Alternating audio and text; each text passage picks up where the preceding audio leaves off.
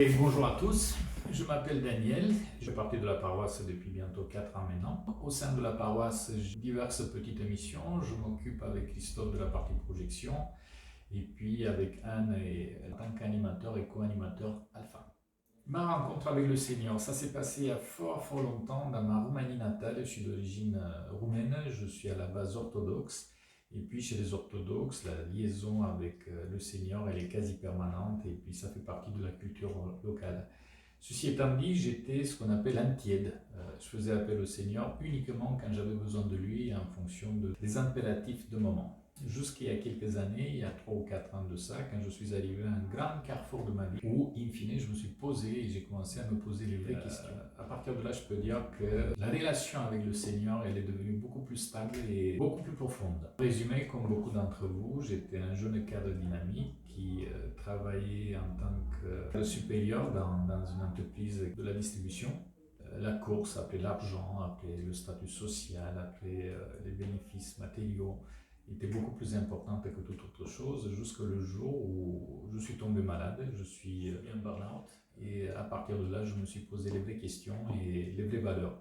Et que c'est ce jour-là que j'ai rencontré le Seigneur, complètement inattendu. Je n'étais pas un pratiquant, j'allais à la messe de temps en temps, je ne sais pas ce que j'ai envie. Ce jour-là, j'ai appelé l'église et j'ai demandé à un prêtre pour me confesser. Lors de la confession, la confession a été assez brutale, assez douloureuse. J'ai commencé à pleurer, chose qui ne m'était pas arrivée depuis plus de 25 ans. Voilà, 25 ans je ne sais même pas comment le dire, de fausses routes sont éparpillées comme ça en quelques secondes, et remords et de souffrance. À partir de ce jour-là, il y a quelque chose qui s'est passé, je ne pourrais pas vous dire exactement quoi. Je suis devenu beaucoup plus sensible aux autres, je suis devenu beaucoup plus attentif aux autres, je suis revenu un peu à moi-même.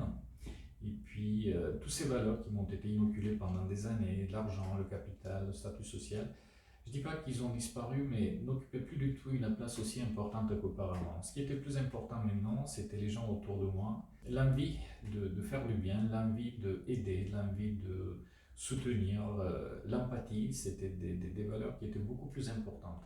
Donc, il y a quelques années, j'ai intégré le parcours alpha d'abord en tant qu'invité. Bon, j'avais un tout petit peu d'appréhension, j'avais peur de retrouver des allumés qui plient du matin au soir, qui font des corvées.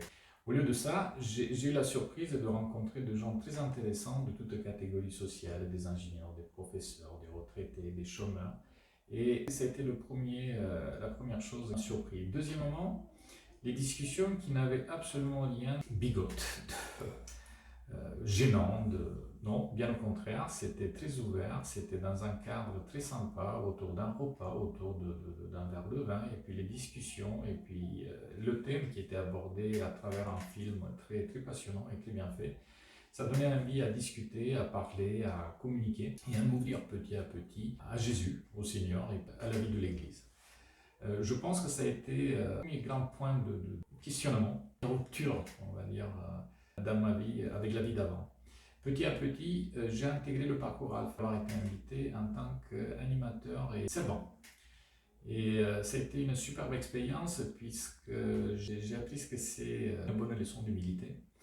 Puisque de haut de mon statut social, je suis descendu du jour au lendemain à faire la vaisselle, à passer le balai, à nettoyer les salles et tout ça avec la joie et sans aucune appréhension, bien au contraire, très heureux d'être au service des autres qui peut-être avaient le même parcours que moi.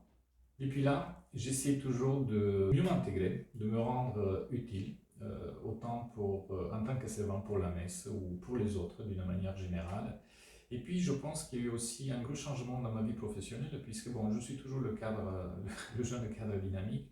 Ceci étant dit, je pense que, outre les impératifs et les tâches professionnelles, ce qui est le plus important dans le management, c'est de montrer de l'empathie aux collaborateurs, et la pierre angulaire de mon management et de mon métier. Je me suis proposé de donner beaucoup plus d'attention aux gens qu'aux résultats économiques, d'être plus proche de mes collaborateurs que de leurs résultats et de leurs chiffres d'affaires. Et je pense que c'est le changement professionnel tant attendu, puisqu'à partir de là, j'ai retrouvé un très bon équilibre entre ma manière de manager et puis mes propres valeurs.